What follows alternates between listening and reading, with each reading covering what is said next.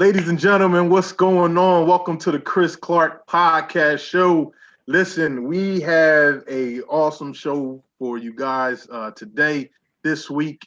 This show is phenomenal. We are talking about are men needed in the house, especially in today's generation. Are men needed in the house? We hear a lot of talk about, independent women. They holding it down, holding their own, holding down the kids. Even in some relationships, the women making more than the men. We're asking the question: are men needed in the house? I have two special guests, two good friends of mine. One I've known for a long time.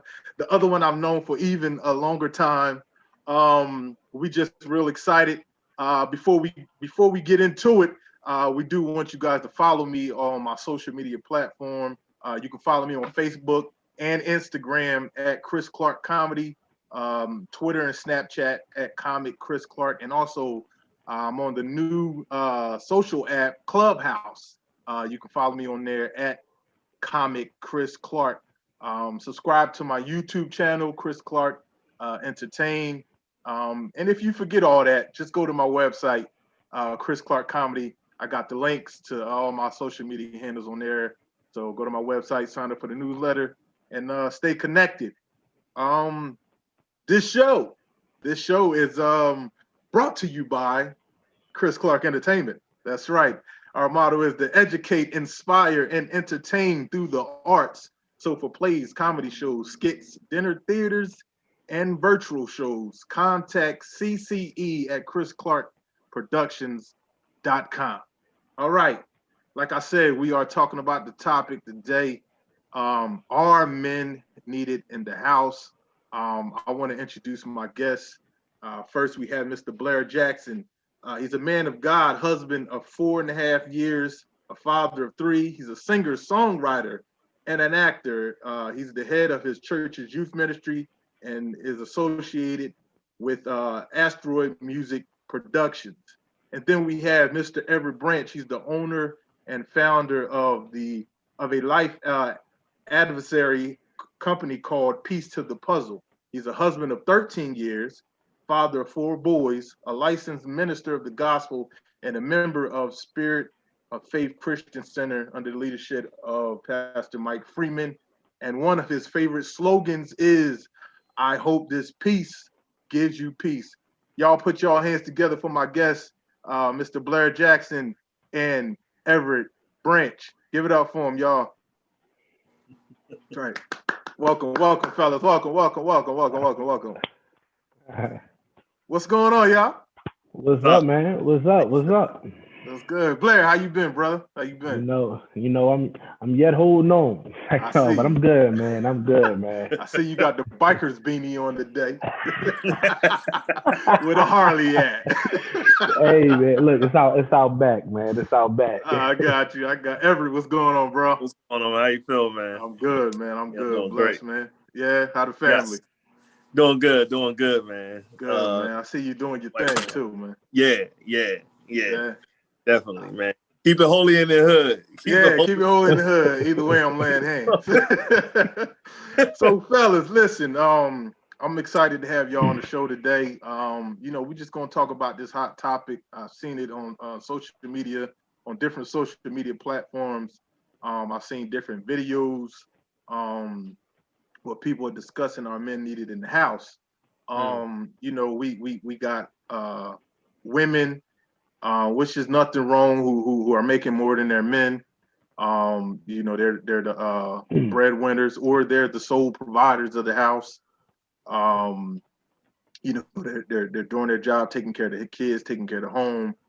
And the question flares up: are men needed in the house, especially in today's generation? So I want to ask you, Blair. I'll start with you.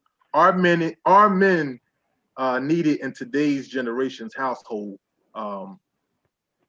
We get your answer on that. I mean, absolutely. I really believe that we are in a generation where fathers are definitely needed to be in their children's life.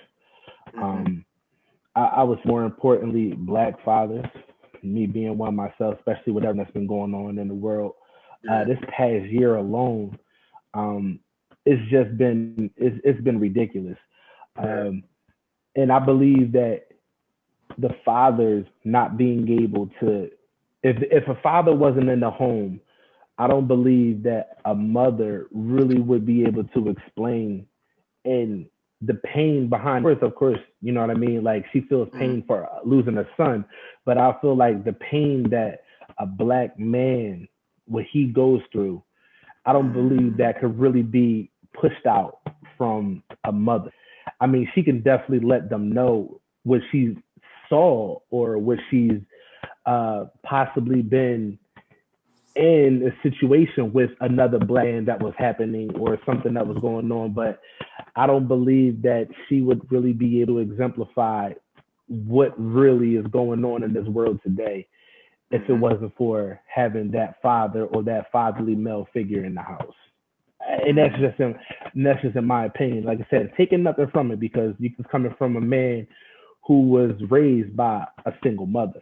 Right. You know what I'm saying? So, but I just believe that there were those critical moments, and there comes a critical time in a son and a daughter's life where they really need their fathers. So that's my take on that. Right. Everett, what's your take on it? Are men needed in the house, especially in today's generation? What's your answer and why? Definitely, I think the father is very much needed in the house, based upon what a father does to the house, what a father brings to the house. You can see a house. You can actually look at a house and can tell if a father's not there. Then you look at another house and you can tell a father's in there. For the simple fact of we bring order. There's a reason why our voices are deep. I think it's designed that way for a reason. And this generation, I think a lot of people are becoming more of like, since it is the way it is, we good. I got to deal with it. Trying to look at it on a, the bright side of things, I guess. But it doesn't mean that it should be that way. Right. I was also raised up as a single, my mom was a single mother raising me. And my father actually died when I was 10. So being a father of 4 and then I could actually look at my life and see, man, how things would be if I actually had that father in the household. So that's I think is a huge key. They bring affirmation, they bring order, they bring discipline. And they actually bring more of the other side of a vision. And I agree with Blair wholeheartedly for the simple fact only a father can explain certain things. Like a mother or a woman can say certain things, and that's fine to the point of their effort, but the perspective of actually living as a father, no one can explain it but the one that actually experienced it on a daily. So yeah, I believe very, very much the father's needed a home more now than ever. Yeah, I definitely agree. I didn't know you both were raised by single women. I'm also a single woman, single woman household too. That's crazy. Wow. So I guess us three are testaments that you can come out okay. Yeah, but I definitely I agree with both of you because I feel like even looking in my household, I have 2 boys and a daughter, and it's just I want to be that example, especially for my daughter, to see how a man is supposed to treat his woman. Right. What to look in a man, a husband, and also just show my boys, what a man's supposed to do. Like you guys say, how to respond to certain situations, how to handle situations, how to walk, how to talk. And that's something a woman cannot teach. I don't care how manly she look or act. She's not a man, and she can't a woman can't teach a boy how to be a man. You know, my mom tried, and even it got to a point where she knew she couldn't. And I had uncles. You know, my father, he was in and out um, of our lives growing up. We didn't see him a lot, but you know, we did. We knew who he was. Um, so yeah, you know, my mom, she always taught me how to treat a woman. She taught me how she wanted to be treated, or how I should treat a woman when I get a wife or a girlfriend. This is how you should treat them. You know, so that is what, you know, a woman um, you know, taught me. But to actually, you know, go know what's going on in these streets, especially like Blair said, as a black man, Right. you know, especially nowadays, you know, it's like we getting shot every other day. You know, but now, you know, it's being filmed. I think Will Smith said that. He said it's been going on, it's just being filmed now. Right. You know Right. what I mean? Right. So, you know, we got the weight of the world, and also um you know, the weight of a household, which actually brings me to my next question. Do you feel what's going on in the world, Everett? I'll start with you. Do you feel what's going on in the world to us as black men affects us in our house? Yeah, in two ways, and you know, I could say good and bad. For instance, let's start with the bad so I can end on a good note, right? Mm. So I think Yeah, hit us hard and then pamper right, us. right. I think, as far as the black man go, I believe there's been like a exposure of a weakness. Mm. Not saying we weak, not saying that we are like not enough, Right. but to realize a situation you in, and to know far as where you at financially, far as where you at mentally, far as what mistakes you did. Like you might have acted a certain way before, but now you seeing things are opening up of exposure. You probably going on of an apologetic type of way, like, man, all that I did and whatever case may be. So I think there was a smack in the face of where you are personally, Mm-hmm. right? And on the flip side, it was a wake up. Mm-hmm. On the same thing, it was a wake up till you have to do this, you have to do that. This world, I think, exposed a lot of things that people thought they were complaining about, and it's not a complaint. Mm. This is something that was real, Right. Right. and to the point where you cannot ignore it. And now we're in a position of confidence where we could say things and not apologize or pull back. It's like before you had to kind of watch what you say, in a sense, not me, but just generally speaking. But now it's like, unapologetically black. yeah, Right. Yeah. I'm just gonna say it. I got something to say, Right. and I'm gonna say it. Boom, this is how you gonna take it, and I'm not gonna apologize for it. Right. Yeah, and I definitely agree with you there, because I feel like, especially, I think that's mainly happening because we're tired. You know what I Damn, mean? yes. We're tired. That's And perfect. once you get tired of something, you don't not necessarily don't care. You just, you know, you get fed up and you just like, look, it is what it is. Like y'all need to hear me out. Right. Um, you know, I'm frustrated. You know, especially us black men, we have a tendency not to share feelings. You know what I mean? So we don't like to talk. You know, we might share with brothers, us as brothers, but you know, we'll crack jokes and we'll walk away, you know what I Right. mean? Things like that. But you know, I feel like, especially like back in the civil rights movement, you know, it was a lot of black men on the line. There's a lot on the line, and they marched, especially with Dr. King, and you know, you had Malcolm X, the Nation of Islam, and things like that, which was the violent and nonviolent type thing. and the Nation of Islam, they were more violent because they was fed up. The white man, the white devil. Yeah, Right. anger. Right. You had Dr. King preaching nonviolent, and we shall overcome and hope, and we got to drive love out, hate out with love, and all that. Right. And now, this generation, I think it's more like, man, forget all that love stuff. Like, Right. we ain't our ancestors. Yeah.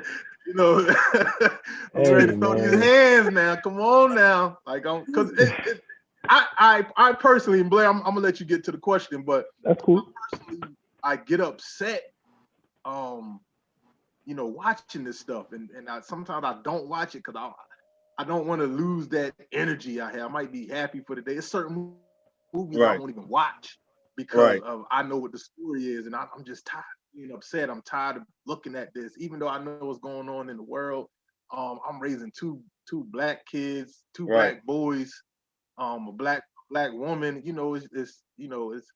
I see the police brutality, and I'm just like, God, you need to protect me because my temper. Right. Right. I get pulled over by the cop, and I'm just like, you know what? I'd rather have a ticket than get shot. So, whatever lie you gonna make up, just go Right. ahead and give it to me. I'd rather, not be shot or be a hashtag, and Right. I just pay this ticket. So, I've been there. Right. but Blair, let's get your answer on this. Do you feel what's going on in the world to us black men affects us in the house? And I don't think I could have said it better than Everett, man. It's He's a philosopher. he hit the nail on the head, man. It's so crazy how we can go from one extreme to the other, and it happens so fast. Because I Right. feel like the switch was literally flipped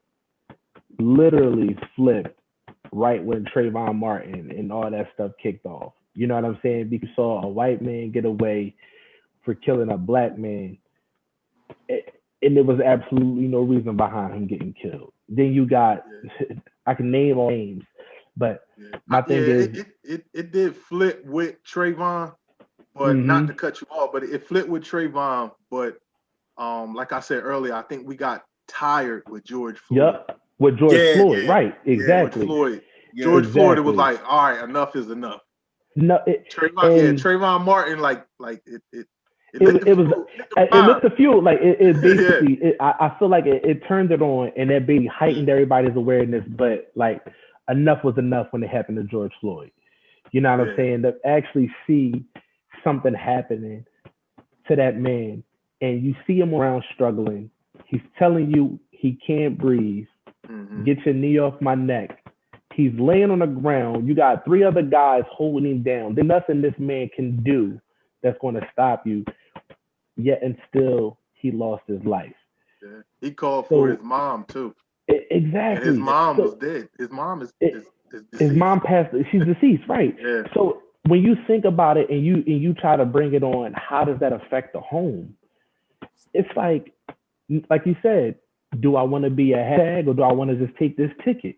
You know what I'm saying? We want to teach our children to speak their minds, to not sit on something when something is right. You know what I mean? To be able to speak up when something is going against them and it's unlawful or it's unruly or it doesn't feel like it's supposed to happen.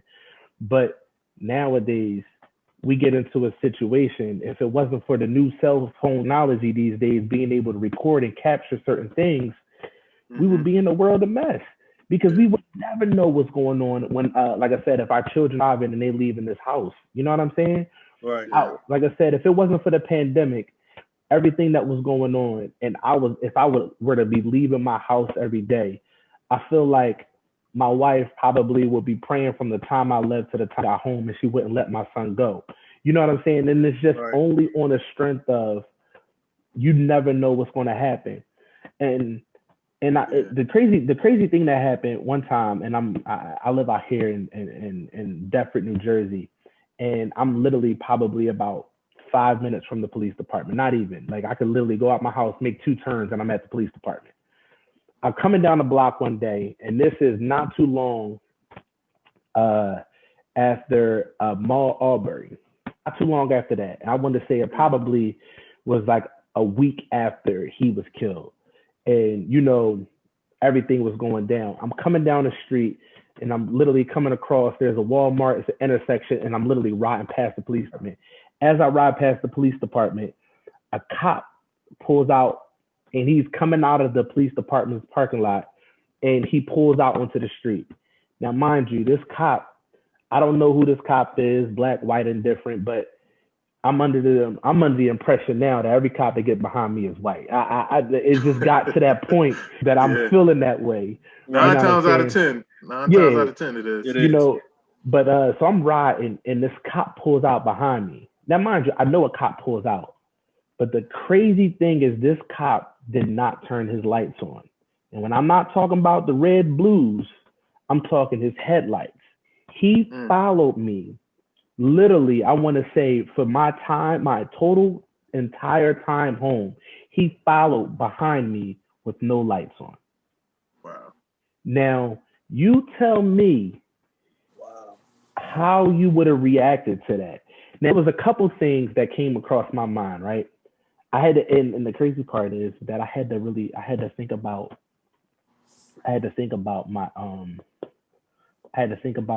me being a father and wanting to come home to my kids and everything. But you tell me, like, one of the things I wanted to do was pull over the car.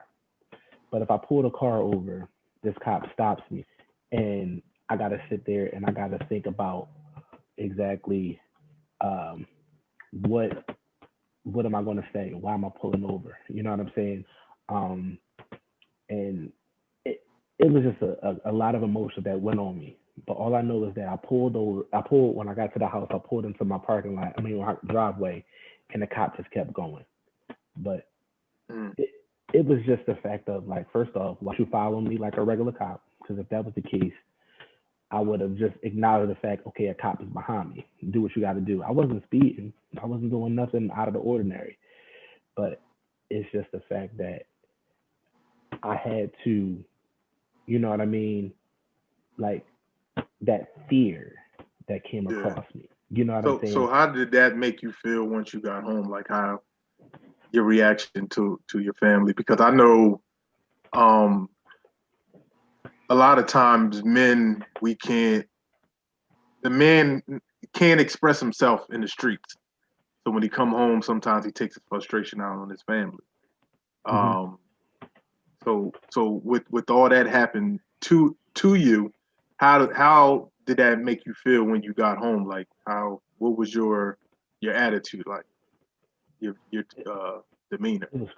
It was crazy, man. It was just like I told you, the emotion that was come over me is like something that I couldn't shake. You know what I mean? I sat down, I talked to my wife about it, and it was just like, yo, imagine what would have happened had I reacted the other. Like, what if I would have pulled the car over? Like, what would have happened? You know what I'm saying? And it's that's why it just, I don't know, man. You hug your kids a little bit tighter. Hug my son even tighter. You know what I'm saying? My son is only 2 years old, so it's just like that emotion and knowing that there's nothing guaranteed when you walk out this house nowadays, or even getting pulled over by the cops. For people who are supposed to be serving and protecting us, you can't even guarantee that that's going to go the way it's supposed to go. You know what I mean? It's scary now, man. It's it's scary. Like you shouldn't be trembling, or in some cases people crying when they get pulled over by the cops, and the cop like, hey, what you crying for? Like, I don't want to die. You know what I mean? So, like, I mean, what I do, as soon as I get pulled over, I automatically take my license and registration insurance card out before he even walk to the car. So when he get there, here, I mean, whatever excuse, because it's your word against mine. You know what I mean? So whatever lie you gonna make up, cause I done got stopped so many times. I think a couple times it would have got ugly if my wife went in the car. I remember one in particular time, Everett, I know you probably know this, off of 55, exit 45, like going from Glassboro. that exit 45. Me and my wife was coming home from a Sixers game, seeing LeBron when he was on the Cavs Sixers game. And you know, right before when you get off that exit, it's a stop sign, and then you make that right, and it's a light right there. Yep. I pulled off, and you know it's lit. It's not even a quarter mile. Like if you walk, it's probably like a minute. Right. As soon as I pulled off, he pulled me over, said I was speeding. I didn't even get to the light. I was halfway to the light. I pulled off, and all you heard, and I'm like, what the heck did I do? I'm thinking maybe he was on 55 with me, and he followed me for 8 miles, because you know how they lie. Oh, I followed you for 8 miles. You speeding back 8 miles back. Why you ain't stopped me 8 miles ago?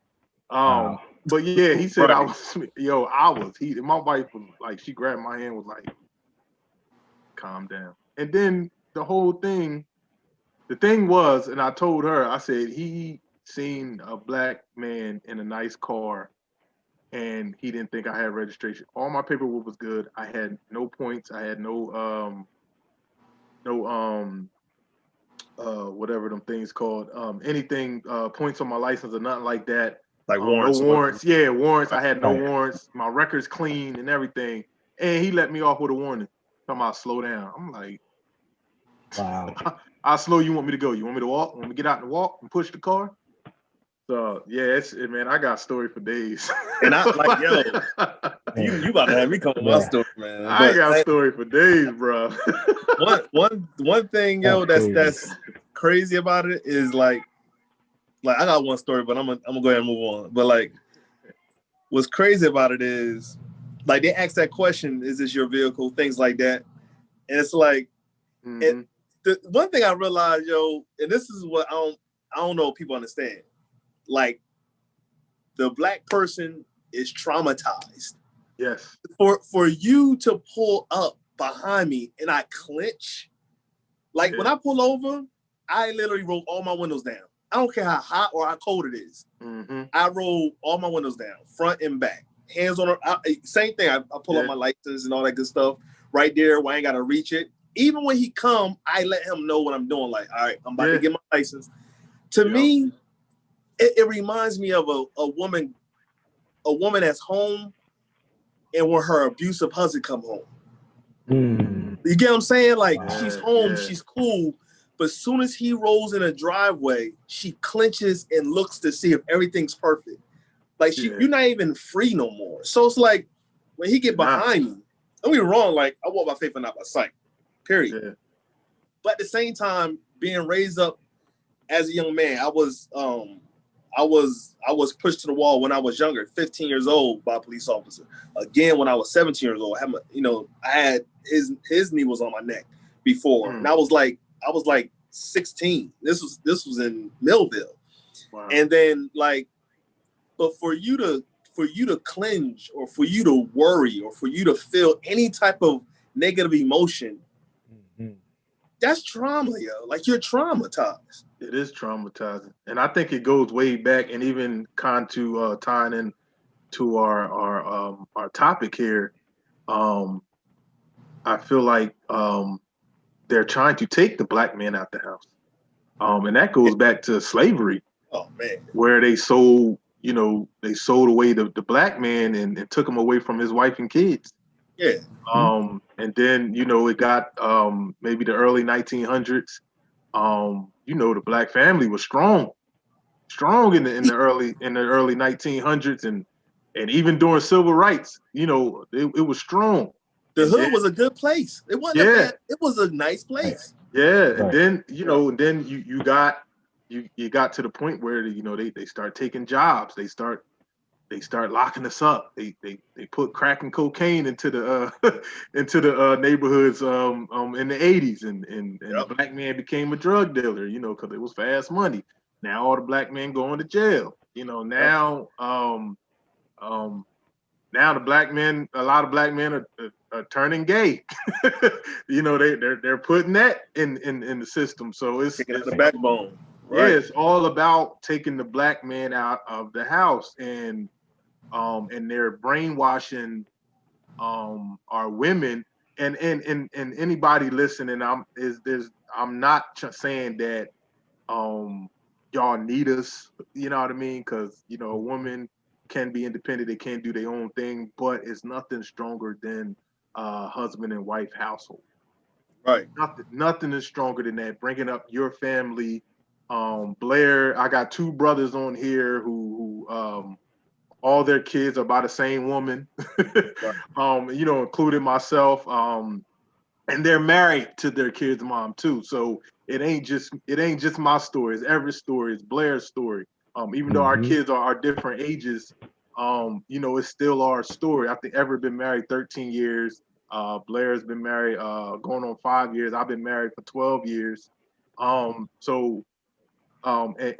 we're sitting here telling you that we are needed in this house, and men are needed in this house, but the society and the world is telling us we're not. They're trying to make, because they know what would happen.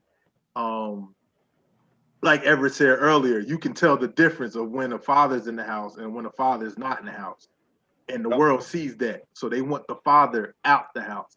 That's why they're messing with us out in the street. So when we come home, we can not have time for our kids, or abuse our women, take our frustration out on our family, or stuff like that.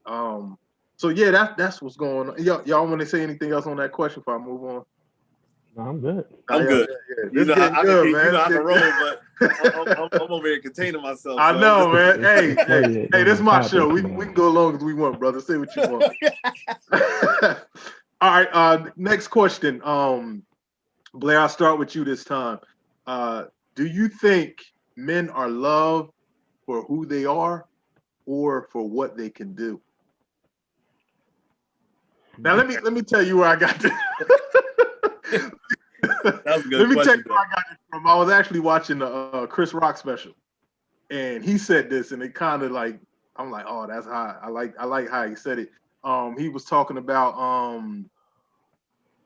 he said in a joking way, he was like, men, he said, men, they don't really care about us. They just care about what we can do. They judge us about what we can do and not who we are. You know what I mean? They just want us to pay the bills, or fix the sink, or something like that. But once we can't provide, we're useless. You know what I mean? So that's where the question came up. Are we actually loved for who we are? For our personality, our looks, or whatever, or we're just loved for what we can provide, what we can do for the family. Man, I believe that shit can go a couple of ways. Why you whispering, brother? Your wife next to you. No. Blair got real low. Yeah. He got real low. But no, because I gotta kind of keep it low because of where I'm at. And my voice resonates I'm in the messing house. with you, man. You know what I mean? But no, but I believe that can go a couple of ways because I believe that but y'all can hear me all right? Yeah, we can hear you. Okay. Yeah. But I believe that it can go a couple of ways because I believe that women probably fall in love for what a man can do. You know what I mean? And I think that kind of increases who they are. And I can kind of elaborate on that because I believe it is true for a woman to love him just for who he is. You know what I mean? Because in a relationship, you ain't doing nothing in a relationship when you first start courting your woman. You know what I mean? I believe that the opening the car doors and the taking them out, paying for the dinners, and doing the small things, that they like us to do, or that I believe that men should do for their women that they love or that they really want to be with. But I believe that women are looking at men to figure out what can you add to my life. I already know, sex is one thing. You know what I'm saying? That's cool, but I can get that from anybody. You know what I'm saying? What kind of value are you adding to life? And I believe that's usually where, you know what I mean, if kids ain't already happened, quote, by accident, but before they decide to give a man a child or decide to really want to go through holy matrimony with that man, I believe that what they can do and the value that they bring. I believe that kind of in the whole in itself gives it the reason. You mean, or what's the word I'm looking for? Performance? Well, not necessarily performance, but Okay. I feel like what they can do kind of, and it gives them that edge to figure out, like, yo, I really want to spend the rest of my life with this man. Be think about it. Women, when they're growing up, they're thinking about the wedding. They're thinking about, oh my God, no, it's the children, because women are natural nurturers. You know what I'm saying? So when they look at a man, they're trying to figure out like who it is, or naturally they try to model their husband after what their father did for them, or how their father was to them.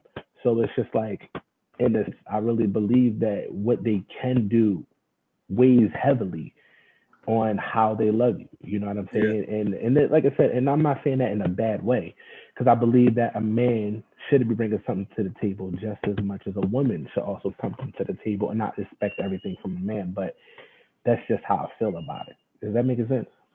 Yeah, yeah, it makes sense. Mm-hmm. Everett, do you feel men are loved for who they are or for what they can do? For what they can do. Period.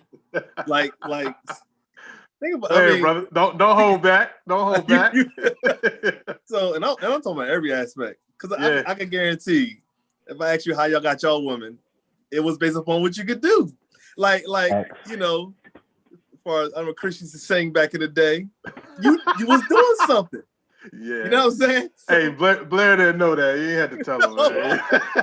Man. Blair ain't know I was in the R&B group by myself now. Oh man, yo. Oh man, I'm gonna leave the nickname alone. Nah, you good. So I believe it's off what you can do. I think they grow to know who you are, but it's what you can do. Like, you know, if you look at any, that's the first when a woman checks a dude out, even when he steps up to her, she looking at his gear, sneakers, car. That's what you like. If you don't have this, what they say, what can you do for me? Yeah. So exactly. That's what it's all boiled down to. And I'm talking about every aspect, as far as money, as far as taking her out somewhere, as far as an experience, as far as sex. Because there, you know, I know a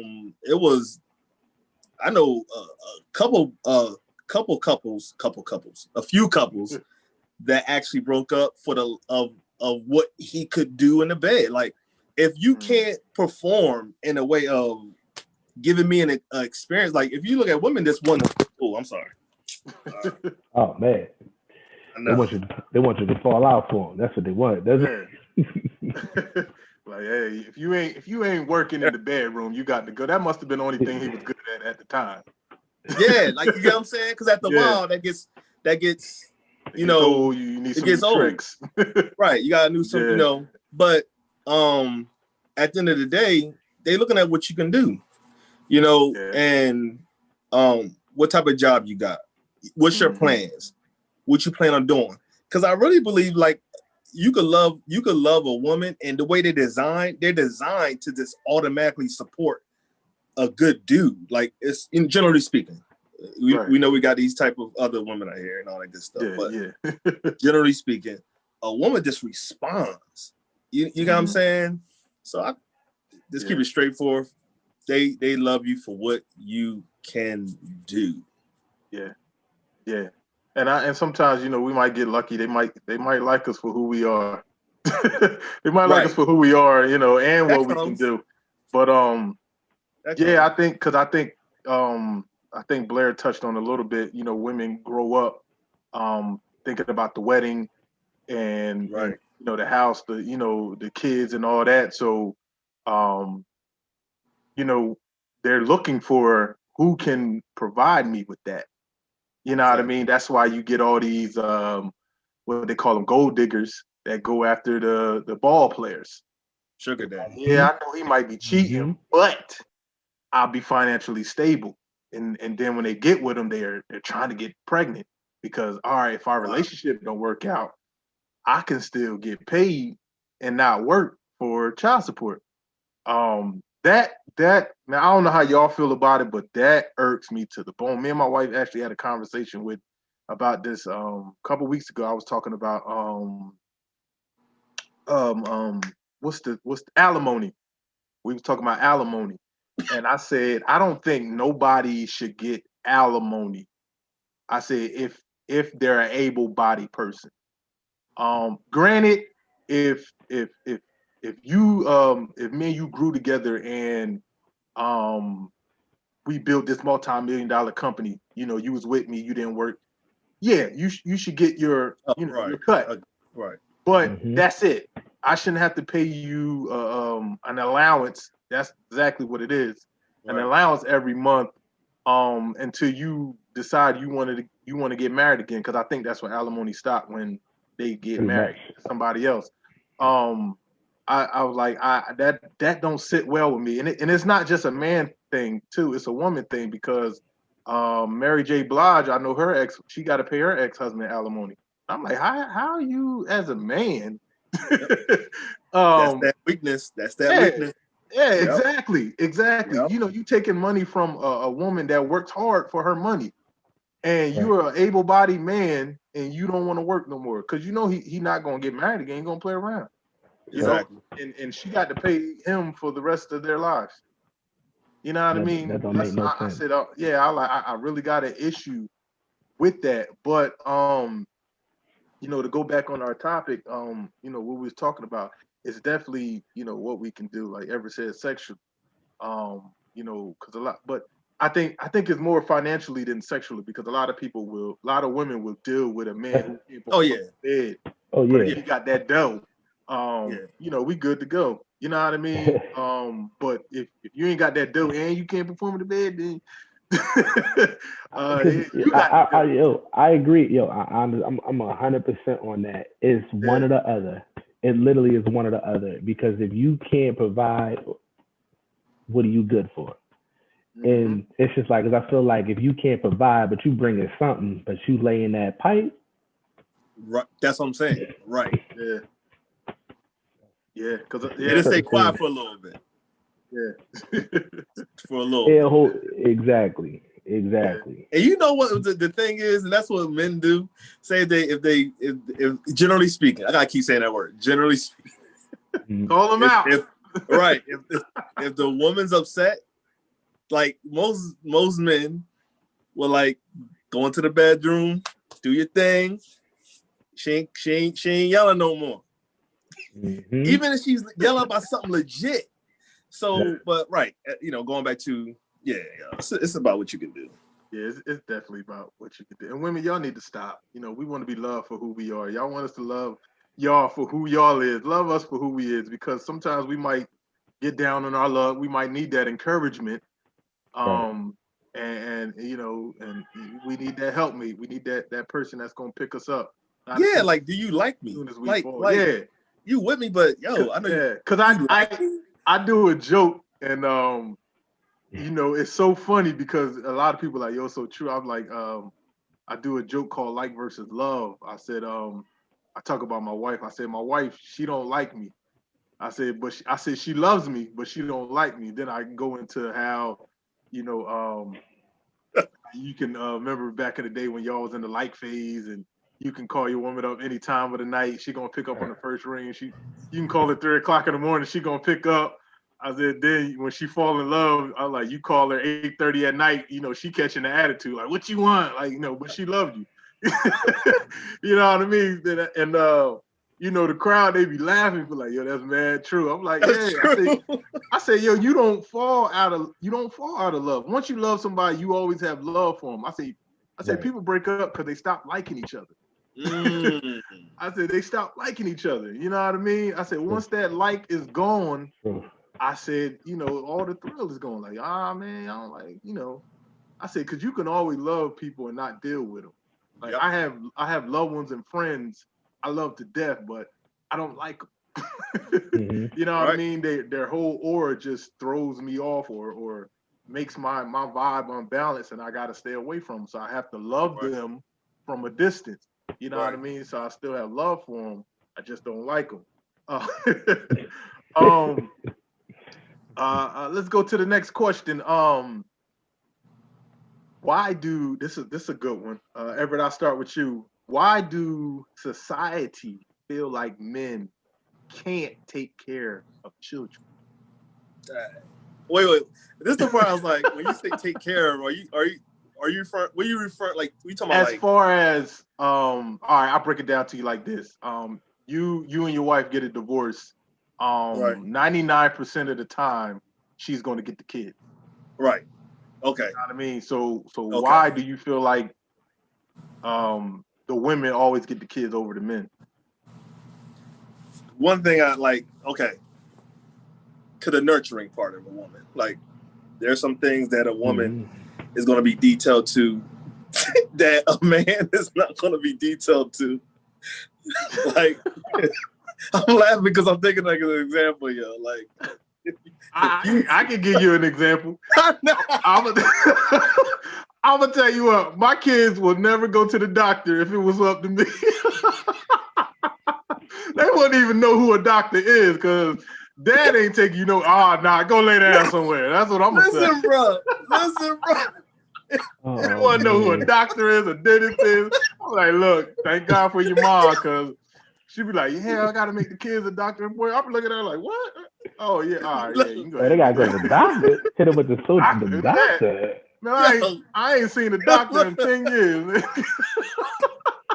I had to get a physical for a job. That was it. Yo, that's so funny. Exactly I'm gonna sleep it all. That's what I'm gonna do. Yo, go ahead, go Blair. No, I'm about to say you really got me thinking about the last time I went to the show. Bro, it's crazy. Bro, when they say men take care of their cars better than their bodies, it is true. I'll be out there tuning up. I'll wipe. I got a white truck. I call her Betty White. I said, I'll wipe her down. I'll shine the tires. Bruh, I ain't been to the doctor. I ain't been to the doctor in years. They be like, who's your primary care? I don't know. Pick one. I don't know. I don't know. Give me one. Yo. Oh my God, bro, I don't know who no doctor. Yo, I know my kid's doctor. I know my wife doctor. Like, who your doctor? I ain't got one. Like, I'm over here tearing up. I'm gonna sleep it all. Go give me some Advil, and a bottle of water, and I'm gonna go to sleep. Yo, that's hilarious. That's what I'm saying, yo. Like, we not gonna do the detailed stuff, yo. We not. Even when I take my kids to the doctor, and I'm trying to take them to the doctor. When I'm there, but I'm like, but I'm not there. I'll be sometimes in my phone, like, what you say? Like, yo, Everett, the doctor be like, Dad, did you hear that? I'm like, oh yeah, I'm like, no, I'm gonna get my wife on the phone. You can tell her. Let me call my wife. Yo. You tell her on the phone because she's good with this stuff. Like, I don't know what these big words is, bro. Yo, man, that sounds like me to the That's T. 100. That is me. But I had my daughter. I hope she'll hear this. But my wife had to work, and I had to take my daughter because when she first started going through womanhood. Yeah. And the doctor talking to me, I'm like, yo, I don't want to hear that. Like, nah, let me call her mom, and I'm gonna step out. You can talk to her, and like, nah, this ain't dad. This ain't dad thing. I ain't know we was doing this. I thought she was getting a shot. I didn't know we was gonna talk about this type of stuff. I'm not comfortable with this. I'm not ready. God, yeah.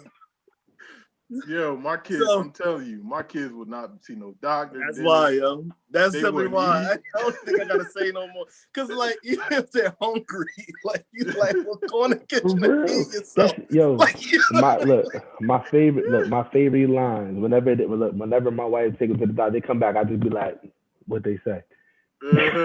Like, and you gotta say it like you concerned. I'm really not concerned. I don't care. So what they say? She be telling me. Oh man, and I really gotta figure out what, like, I gotta remember what they said. Oh, they said, he alright. He just he flat-footed. He flat-footed. He a little overweight. He alright though.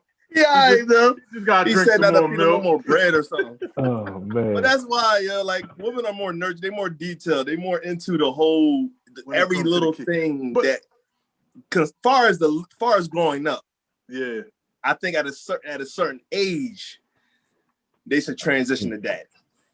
And like it is because it's some things after you get the nurturing part, like even now, like I do my kids, like my youngest is 12, so I do more now because I feel like her part is over. Like we both there. So when you talk about separating, far as why men, for that reason, I think men should be able to take care of the child, put in their care after a certain age. Right. I agree with that. Go ahead, Blair. No, I'll say I definitely agree with Everett on that. You know what I mean? I believe that the mother is more nurturing, and she's going to, like you said, do certain things that we just won't do, or should I say that we will just fall short on. Not intentionally, it's just because we don't give the care that it requires. And not saying that, and it's not saying that we can't learn either, but it's just that in that essence of that moment, that's something that they do naturally. I believe that, again, agreeing with Everett, that later on in life, as like the teenage years, you know what I mean, when I'm experiencing certain things, I believe that's where the male voice is going to start becoming a little more prominent. You know what I mean? We instill it discipline wise as they grow up, but it becomes a little bit more prominent in life because like later on, because it's just that now they're learning things. You know what I'm saying? Like especially like sons. If we have a son, like I have a son, he wants to start to learn how to do things at like that 10, 11, 12 age. You know what I mean? To be able to start doing things like start him out like, yo, take that shout. Here's how you pull the trash to the curb. All right, you know what I mean? Here's a rake. You're going to learn how to do these leaves. You know what I'm saying? I'll be doing the boat work at that point, but at the same time, you're going to learn so that as you get older, this is going to become your job. Same thing with women. You know what I mean? Like, I'm going to make sure that my daughters know how to change their own. They're going to know how to change their own brakes. Right. Because those are necessity in knowing how to keep your car on the road when nobody's around. So you're gonna know how to change a tire.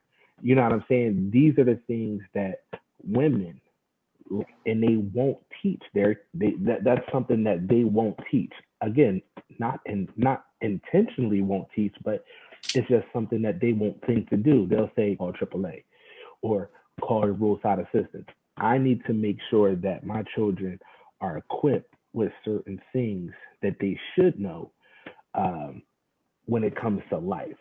You know what I mean? And handling the things around house. You know what I'm saying? Like those are the things I think, like I said, those later years is where I feel like we become more important, especially like our sons, because ain't no woman gonna be able to tell how a man is at a certain age or why we feel a certain way, or you know what I'm saying. I believe that that's our job to do that.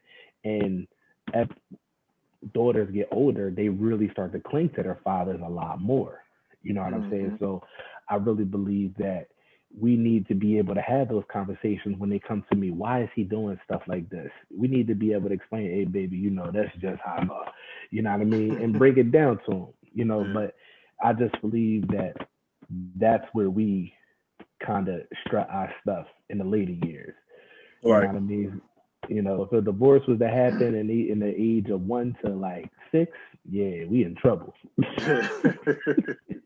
Yeah, but I feel like you know, with both of you answers, that shows the need of men in the household because we bring balance. Because I feel like even though at a certain age they might need us more, but it's kind of hard to not control, but to get to them at a certain age because they feel like, oh, you wasn't there in my earlier years. Now you trying to show up. Now you trying to be a dad. Right. So that's why I feel like it needs to be throughout the whole life, even though we're not needed as much in the early stages, but just your presence, just to show you're there, you care, or whatever here and there. It kind of brings balance. So when that time comes where I need to teach you certain life lessons, you're able to listen. You know what I mean? Right. So that balance is really needed. Because my oldest son, he's 12. He'd be 13 this year, and he follows my footsteps. Everything Dad does, he do. The way Dad talk, he talk. He trying to be a clown. I'm like, all right, son, it's an art to comedy. You being borderline disrespectful now. You know what I mean? So it's he's soaking up everything. That's why I always got to watch what I do, what I say, how I react to certain situations, because I want him to see that you don't have to always be violent when it comes to handling things. Then sometimes you got to protect yourself. Right. I remember I always teach my kids don't fight, don't start the fight, but finish it. Right. You know what I mean? Don't be nobody's punk. But always protect yourself. And he got in a fight in school, and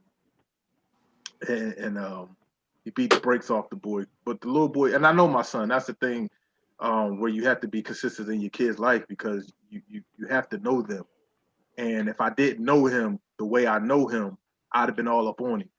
So when the school called and I went up there, had a meeting with the principal, I was on chill, because I already knew this kid had to really do something to my son for my son to hook off on him, because he's not like that.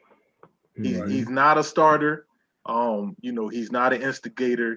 He's not rough around the edges like that. So, and then that's what it came down to. The little boy kept messing with him, kept egging him on, and he hit him. He hit him with I think he said a trapper keeper or something.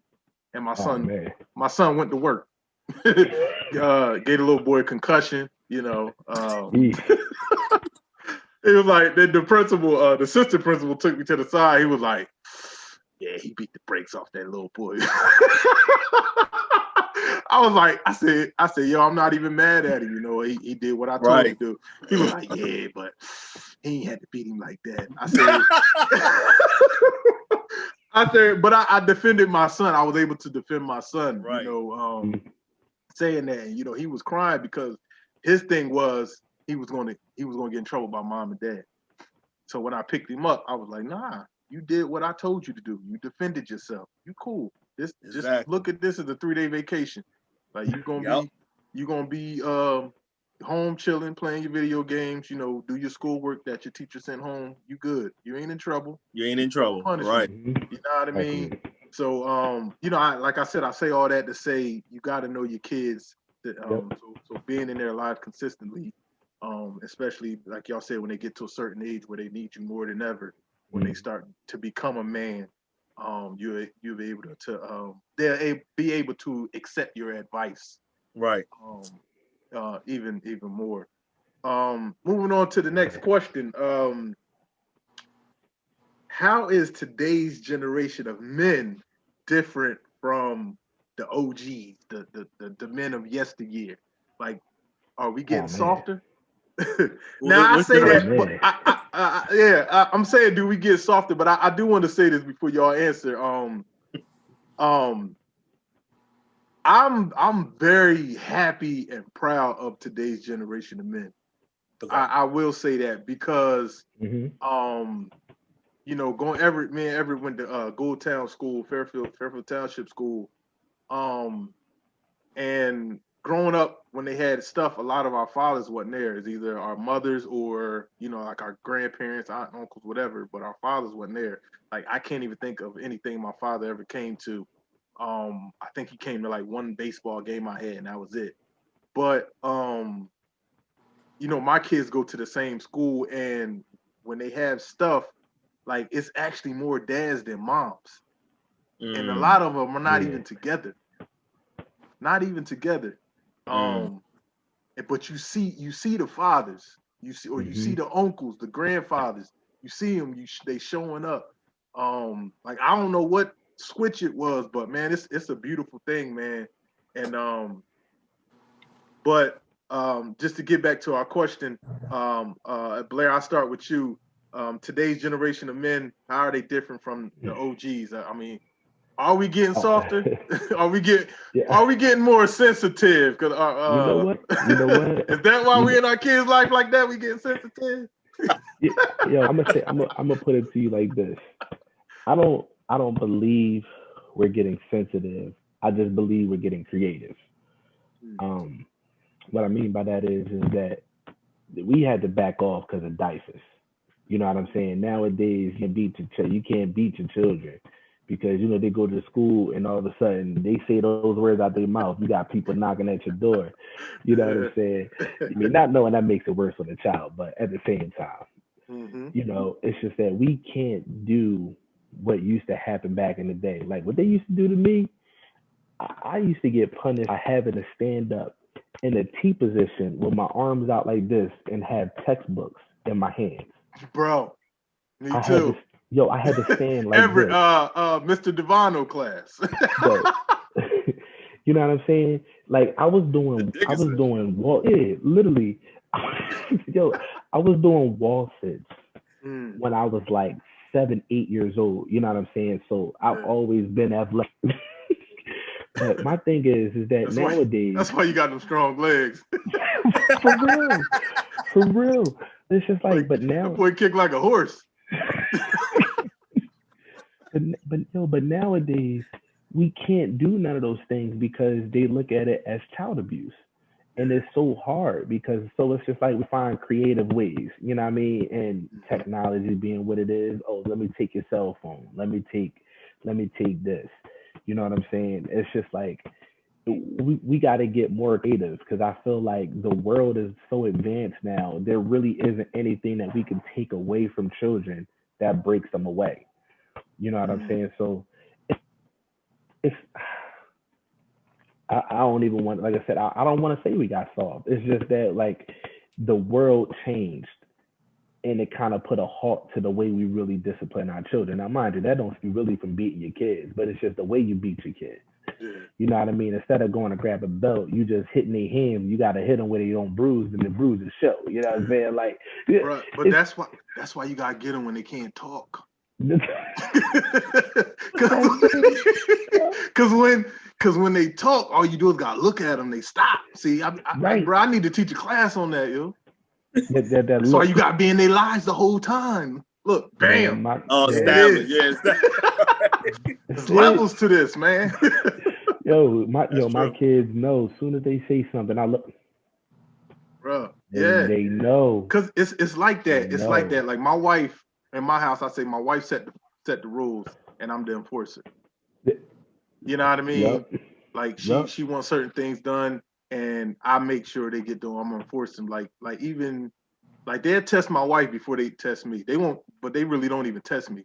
But they'll test her, and my wife will be like, "I tell you, Dad, they'll straighten up." You know what I mean? You the backup.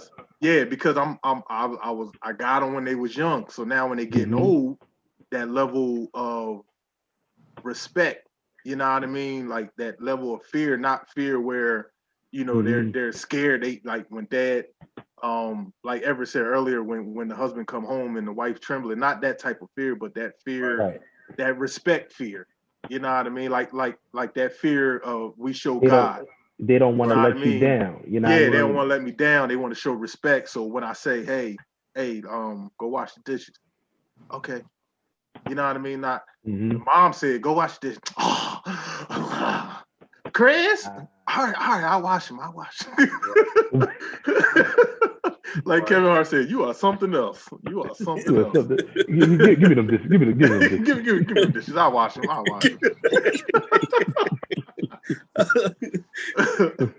But yeah, Everett, let me get your opinion on the question. Are we how's today's generation of men different from the OGs? Are we getting softer? Yeah, I don't think we're getting. I think what we miss was. I think when you miss something when you're younger, I think you kind of bring it up more when you get older. Like because of the lack of fathers, I think we want to be better fathers because we we know what it felt like. Right? Exactly. Yeah. And I think that enforces the like, I'm not going to be like that. I remember a lot of things that I do. It was always backed up with, I'm not going to be like my dad. I'm not going to be like my dad. So it's like, you have to get sensitive, because I was the type where, you know, getting a belt was like, give me a belt, get a belt. Even my wife was like, you getting a belt too much. You get a belt too much. Me too. Right. She's like, you can't do that. Like if you, especially if you're mad and things like that.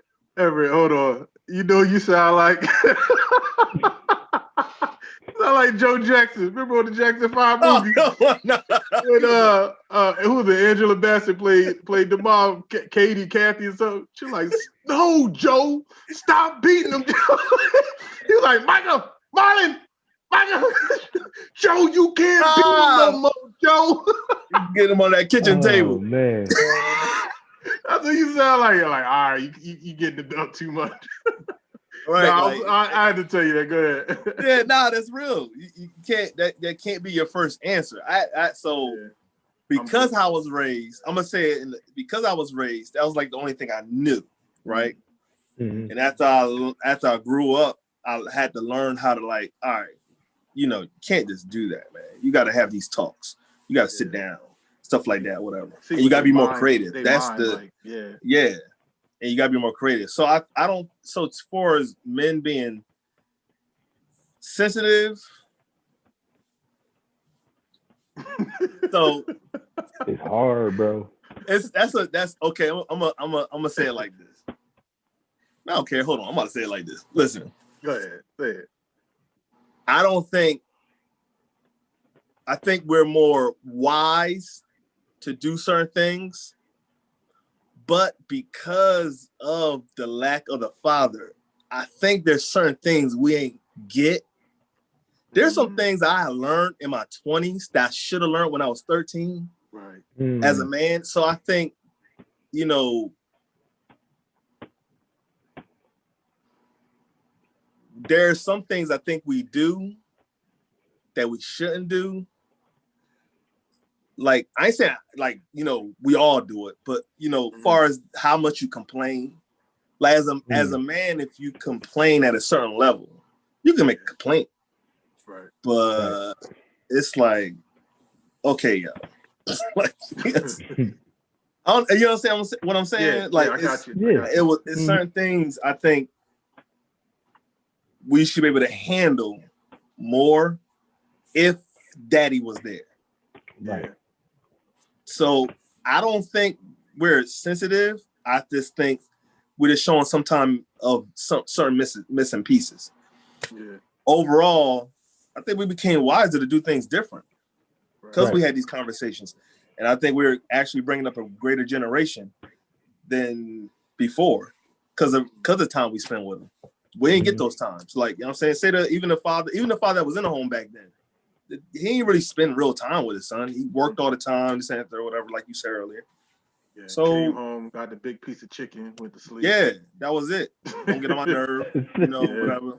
Leave your father alone. He's watching the television box. Even my father figures that I had father figures, but even them, I couldn't spend that much time with. It was like a quick conversation. Right. So I believe that affected us a lot. Yeah. So, but overall, I think we're wiser. I think we became wiser on how we do things. Yeah, I definitely I agree with both of you, and I really agree with, you know, the wiser, because I think we mentioned earlier about not for us not having a father in our life, we didn't want to be like that. We wanted to be in our kids' life. So we're using all the tools that we can to be creative, to stay active in our kids' life. We're definitely more active. We're more involved. You know, because dads will always be the fun parent. You know, sorry moms, sorry ladies, but dads will always be the fun parent because there's always still a kid in dad. Just last week, I think if y'all see my Instagram post or Facebook or something, I was playing Nerf guns in the house with my kids. Like that was like the best time for them. Where was mom? In the room on the phone. Not saying it's a bad thing. That's just not her thing. That's dad thing. You know, I enjoy it. You know what I mean? But you know, being involved in our kids' life, knowing how I feel not to have a father Yeah. that's in the house daily. And sometimes I catch myself and I just look at my kids, you know, because in my house we all have to eat at the table together. Like that's a thing. So I know a lot of people think when Thanksgiving come around special, oh, the family get around the table. Like that's every day for us. Every day, whether we order takeout or home cooked meals. Where we do a lot of more home cooked meals than takeout. Um, you know, gather around, let's talk. How was your day? What's going on? Any questions? You know what I mean? Things like that. Just to learn your kids, man. Just they're Mhm. actually interesting people. Like Right. my son to this day talks to me about Fortnite. I don't know what Fortnite. I don't know how it works, Nope. but you would never know the way I talk to him. Oh, word, yeah, dad. And then you know I had to build this and you know and the steps and all and the tear it down. I'm like, oh man, that's crazy, man. That's Right. what's you know. Right. My other son into Minecraft. I don't know what it is, but I act like I do. Right. But then when it comes to doing things for them, I know what their interests are without actually talking to them. You know, because Hmm. I watch them or they talk Mm. to me, so I listen. Um, I think you know, like y'all said, we didn't come softer, we come wiser because we become better. We become better listeners. Right. Just better people. Um, and I really think more men today are becoming better nurturers. That's why going back to the Hmm. last question, I think even though women, you know, we laughed and joked and stuff, but you know, women are naturally nurturers, but I think more men are becoming more nurturers, and to that point is because we've been raised by single women, and Yeah. I feel like that's a big factor of why more men are becoming more nurturers, more understanding. You know, we still got that man mentality though. We don't quite have it to the women where we're becoming feminine. Um, Right. but it's making us better people, better fathers, better husbands. Um, you know, because we want to understand, we want to know. You know what I mean? Hmm. The men of the OGs of yesteryear. You know, it was oh I want to hear about that stuff. Oh, here go the check, pay the bills, buy some food, cook me dinner. I don't want to hear about your day. I don't want to know nothing. You know, blah blah blah. But it's now you know we're actually not necessarily talking about our feelings, but I think the listening part is the most important. Um, you know, just being an observer. You know what I mean? I think that's a big key to why this generation of men are different from you know the OGs. Before I go to the, I'm gonna go to one more question, but before I go, I got a quick commercial break. Um, this commercial is brought to you by Ashley Buttercup. She is a painter. She has a series of visible history paintings of unsung Black heroes such as Shirley Chisholm, Odetta, Garrett Morgan, and more. To see some of her work and purchase a painting, visit AshleyButtercup.com. Actually, Ashley Buttercup will be my guest next week for the Black History Month, my first guest. She's an awesome painter. Me and her had actually my Clark's Custom Apparel and her painting. We have a collaboration with the Visible History. She paints it, and I put it on apparel like T-shirts and hoodies and stuff. So y'all can go to her Yeah. website ashleybuttercup.com and check it out, man. And you know, she also has paintings for sale. We got a couple in our house. She's a dope artist out of New York. All right. So I go to one more question. Everett, you almost hit on this question. I just say the question: what can we do to better ourselves as men and better the next generation of men? Uh, Everett, that's a since good you talked question. about it, we'll go with you. So I think what we could do is better as men. It's like an iron sharpens iron type of deal. I think we need to connect more with one another because we relate a lot when we come together and talk. I think we could talk about some things that would actually you're able to confess, you're able to get help, advice, insight. So I think as men, we could get better based upon us connecting more and being honest, like, and not just coming together saying, "Oh, that was fun," or going out hunting or paintballing or whatever. I think the conversation and then you not being ashamed of open up like how you feel. This is the part when it's not sensitive. This is simply you opening up and being honest on how you feel. Right. Like, dude, this is what I'm going through. So I think number one, connecting with one another. Like, even this right here, add it to me. You know what I'm saying? Here from both of y'all. Definitely. So I think that's a big key. And for the next generation,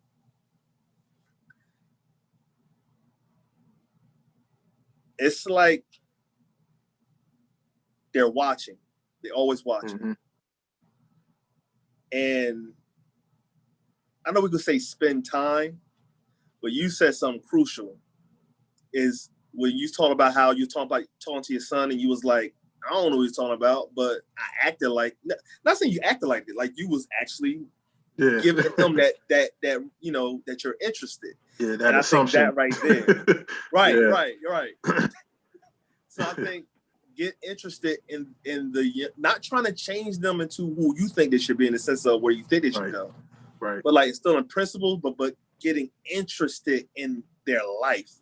Like not just being there, but when they talk, actually show that, yo, I'm here, I'm listening. Right. I think that I think that's another major key. Good. Blair, what can we do to better ourselves as men and better the next generation of men? Everett said it again. Hit the nail on the head. I mean, just choosing circles wisely. You know what I mean?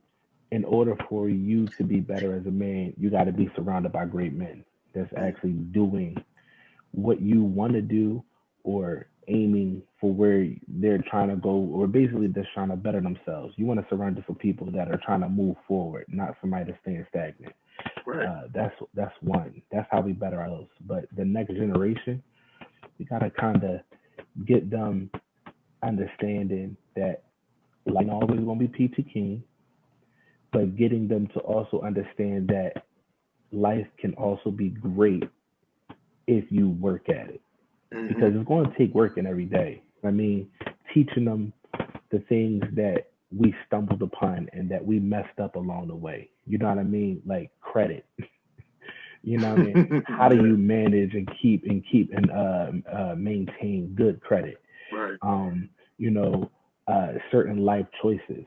How to kind of teach them how to people. Just basically kind of educate ourselves, but then also educate them so they understand exactly what it is. And at the end of the day, we gotta allow them to make decisions on their own. And sometimes, and I hate to say this, but sometimes you gotta let them fall. You gotta let them fall because you have to be there for them to be able to pick them up and give them the understanding on why they fell. Right. You know what I mean? Right. Because we're not perfect. We will never be perfect. But I believe that, like Everett said, that you do with your children. If we stay in their lives, we participate and we have those conversations and we understand our children, it's going to make it a lot easier for them because they'll make the right decisions. And if they don't, they'll be able to understand what happened in the decision that they made because we'll be able to have the conversation. Right. You know what I'm saying? Right. That's literally how I believe that we'll grow as men ourselves and better the next generation. Nice. Yeah, I definitely I agree with both of you. I was on JT Burks. He has a show, and I was on a guest on the show, and he asked me a similar question, and And what I said was, we have to be, in order to better the next generation of men, we have to be present. We have to be examples. Um, we we we have a tendency of always saying, well, like the saying goes, don't do what I do what I say do. And I'm like, that don't fly with this generation. Um, because we're telling them to do something that we're doing.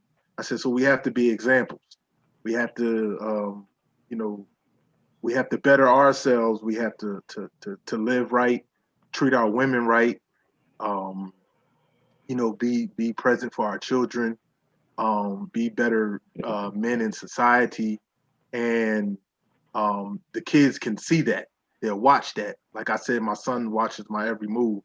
A lot of times I don't say nothing to him. He just watch me. You know what I mean? Or this what dad do, or this what dad do, or this how dad fixed it, so I'm gonna do it this way. You know what I mean? So they're watching. So we have to watch what we do and what we say. So we lead by examples. I think that we can better our next generation. And we also have to give them another way to go. A lot of them are in these streets because that's the only thing they know. So if we tell them there's better things out there in the street, we have to tell them what the better things are. Mm-hmm. Like I'm in the entertainment business. I'm a comedian. I'm an actor. Um, Everybody don't have to be a drug dealer. You don't have to be a rapper. You don't have to be a ball player. You know what I mean? You don't have to be a correction officer. You know what I mean? I Right. know that's a big thing around my area. Men, they want to be a correction officer or a truck driver, which there's nothing wrong with that. Believe me, there's nothing wrong with that. But you don't have to do it. Like nowadays, you can make an honest living pretty much doing anything. Mm-hmm. I started during the pandemic. I started a custom apparel thing. I'm making good money. You know what I mean? Obviously, comedy went down because a lot of places were closed. So God still provide by giving me another idea and allowing me to be good at it and be consistent at it. While I'm still able to provide and take care of my family. And instead of me parading it all across the street, all up and down the street, I'm showing example. Oh, Chris, man, his comedy went down, but he started something else. He started another business. He's his own boss. He make his own hours. Mm-hmm. You know what I mean? He found another way. That's what I want to do. Not necessarily being a comedian or I might want to start my own podcast. You can make money. You can make money at podcasting. There's always money. Everybody video ain't gonna be viral. You know what I mean? Which you can make money at making little videos. There's plenty of kids making millions of dollars by just talking about items. Like companies are paying them just to talk about their items because they have a lot Right. of followers. So there's different ways to do that, and we have to show our youth, especially our young black men or men of Mm-hmm. color, that you don't have to be a statistic. There's other ways, even though our backs against the wall, there's other ways and other things that we can do to make an honest living, um, to take care of ourselves and take care of our family. I know I said that was our last question, but this question I really want to end with this. Everett, we'll start with you. It's just what is the best advice you received from another man about manhood? And we'll end Oh with that. man. The best advice I received about manhood, about being a man. Strap it up. This was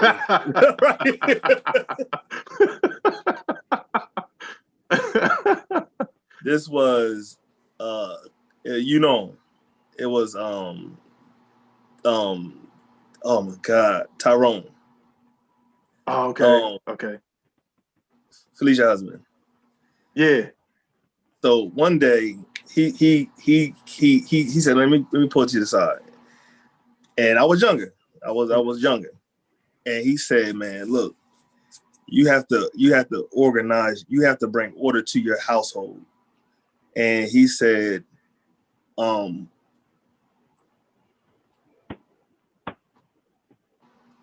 it's like, don't be afraid to look like the bad guy. Because I didn't want my kids to not like me and stuff like that, whatever. I wanted to make sure everybody was good and things like that. So passive was a part of my character at one point. Yeah. And one thing he said, you're not the bad guy, but you can't be afraid to look like the bad guy. You have to know that the decision you're making right now, they're going to thank you later. Mm-hmm. You have to look past what you see today. That what you're doing today, they're going to see it later. That was one of the biggest advice, because I saw the stress that was on my wife at that point. I saw it sounds like things are fun at one point, but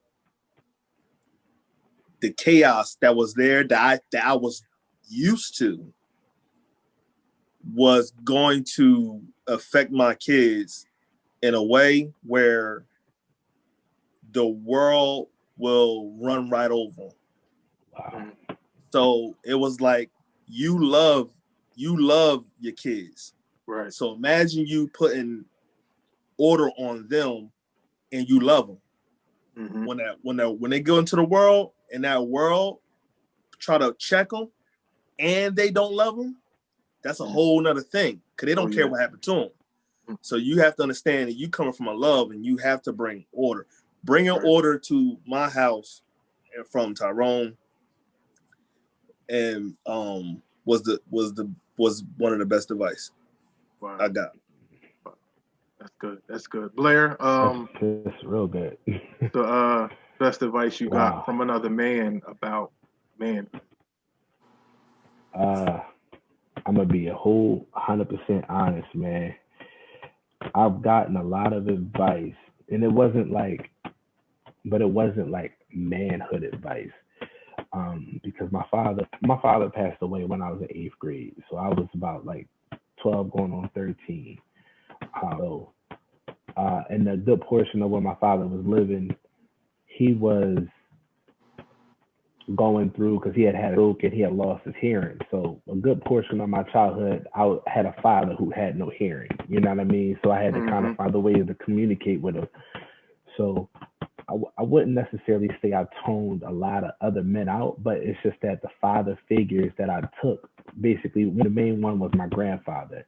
But my grandfather basically always used to talk to me about managing my finance. You know, basically stating that, like, you can't do something, you want to do this, you want to do that, but if you don't have money in your pocket, you're not going to be able to do it. You know what I'm saying? So financially, he's what kind of helped me learn how to take care of my family. And I guess what I'll go with, one of the things he always used to tell me is that zero can't be broke. You know what I'm saying? So if you walk around and you're broke as zero, you will never have money. So I had to, as a kid and growing up, I had to kind of start setting my bar, and, like, you know, got to the point where, all right, when I got down to $25, I was broke. You know what I'm saying? And as I got older, all right, now $50. Yeah, that's my broke. If I got $50 in my pocket, yeah, I'm broke. I can't do nothing. Yeah. You know I ain't got it.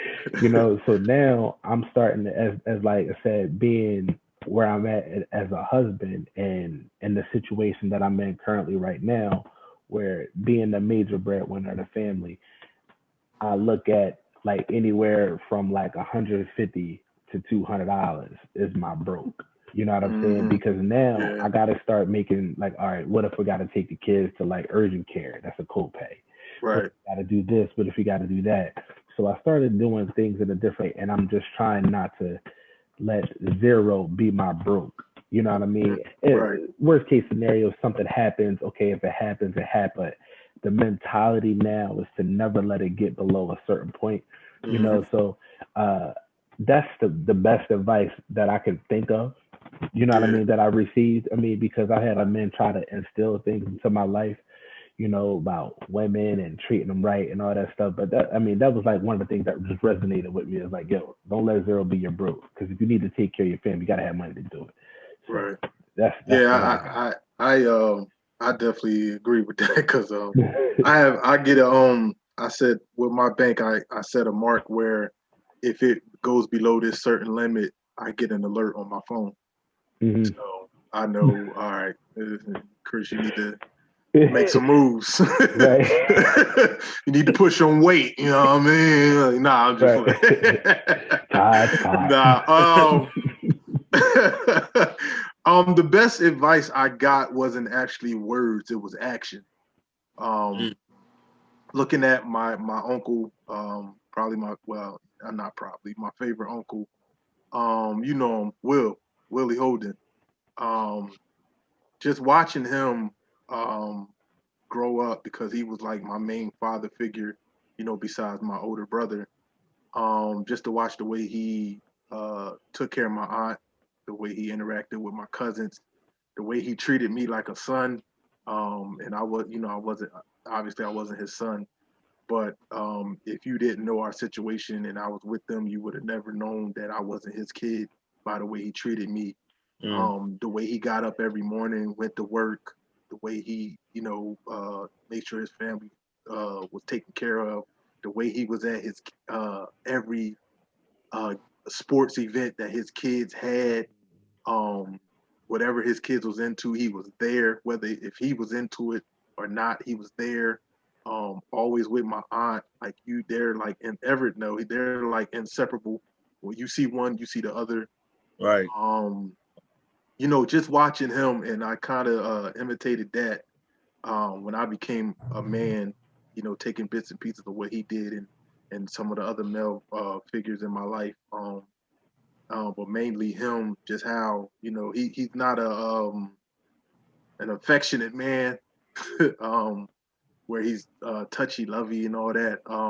But he shows his love through action, and Mhm. you know I you know am like that to a certain extent. Um, so yeah, just watching him, and I think that's why I am the way I am today, where I'm more of I'm gonna show you rather than tell you type of person. Mhm. In everything that I do. And I got that from him. So Mm. that was yeah, the best advice I got was action and not words. Mm. So Mhm. yeah. Um Man, that's our show, man. I appreciate you guys, Sounds man, good. being on the show, man. I appreciate Well, you having us. yeah. Yeah, Thanks for so having me, man. yeah, definitely, man. We had a good time, we laughed, we got some good information, um, some good resolutions. Before we get out of here, just tell the people, Blair, we'll start with you. What's next for Blair, and let the people know, you know, where they can find you, to stay connected with you. Okay. So what's next for me, man? I'm doing a lot of. Well, I'm trying to get into a lot of stuff. I'm in the process of trying to write a screenplay with my brother Yeah, over there. yes, You sir. know what I'm Oh, saying? My we ain't brother trying. Chris. We doing it. We doing it, brother. You know We what I ain't mean? trying. We got we working on this screenplay. Yeah, Acting wise, I hope to get into a lot more stuff, a lot more scene work. I know me and Chris been talking about this for a long time now. So hopefully, hmm, you know, once this pandemic and everything dies down and get a little bit more comfortable, we definitely want to connect a lot more. I'm hoping to do more plays. Nice. Musically, I'm working with my production company that I work with called Asteroid Music Productions. So we okay, hope to release another single or so this year. We already have 2 singles out. You can nice. actually check them out on Apple Music, Spotify, anywhere where you can download, stream or music. Um, oh, by the way, the 2 songs are called Straight Tripping, and the other one is called uh, God, God, oh, On Guard. It's called On Okay, Guard. you Straight gotta Tripping and On Guard. you gotta send me that. I can I could definitely push them out. Play something on the podcast. Oh yeah, absolutely, Nice. absolutely, absolutely. So in the meantime, in between time, I'm a gamer, so you can probably catch me on a game. I actually stream live on Twitch. Okay. My Twitch, so it's With you Xbox, PlayStation? Xbox right Oh now. man, No. You might gotta see me in Madden now. Ain't nobody beat me yet. Now it's just and I don't play for free. I just let me break it down for you. Okay. Look, listen. There was a summer that I didn't work, and I ain't have to as a Madden and 2K. I'm gonna just leave that there. Well, you ain't running the big sexy, so I just wanna. We'll talk. So let the people know your social media handles so they can. So my social media handles on Facebook, facebook.com/thatdudebliz. So that's ThatDudeBlizz. So that dude Blizz, literally how it's spelled. Instagram, you can find me on the same handle, that dude Blizz.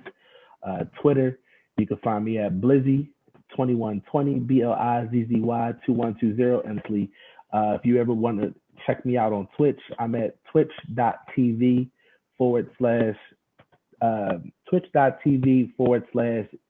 it's GMB. I run with a squad called Grown Man Business. So GMB_ that dude Blizz, literally just like that. Okay. Nice. So that's it. That's me. All right, Everett. What's next for you, and how can the people find you to stay connected? Next for me is a few weeks. I got my book coming out. Oh, yeah, finally done, package deal, all that good stuff. It's about sex. Oh, I'm buying it. Right, and honestly, we helping out the married people with this one. So that's coming. It's scriptures in and everything like that. Whatever. I got an online course that's going to be coming out to help people to actually build themselves up in that aspect, and finally getting back to my music. So I'm working on a single coming up. Rapping again? Yeah, I'm bringing it back. I'm bringing it back, man. Hey, you gonna go back to His Servant? Nah. Okay. Nah. I gotta. Nah.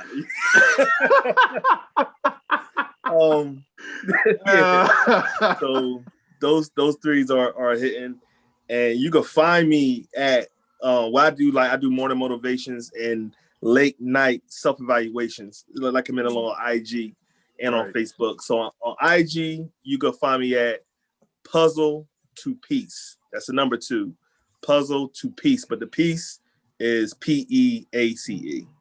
All right. Okay. And you can find me on Facebook page, Peace to the Puzzle. Once again, the Peace is PEACE to the Puzzle. Not the number 2, but the actual word, TO, to the Puzzle. Okay. And Twitter, Peace to the Puzzle again, or P2P, P the number 2, letter P on Twitter. So that's where you can find me at. Hit me up. Nice. All right. Y'all got their social media handles. Y'all stay connected with my brother Blair, my brother Everett, and y'all know y'all can find me on Facebook and Instagram at Chris Clark Comedy, Twitter, Snapchat, and Clubhouse at Comic Chris Clark. And my Facebook page, chrisclarkcomedy.com. Be sure to sign up for the newsletter and stay connected with me. Man, it was an awesome show, man. Again, I appreciate Blair and Everett being on the show. And thank you guys for listening. Y'all stay safe. And remember, God is love. All right. Peace.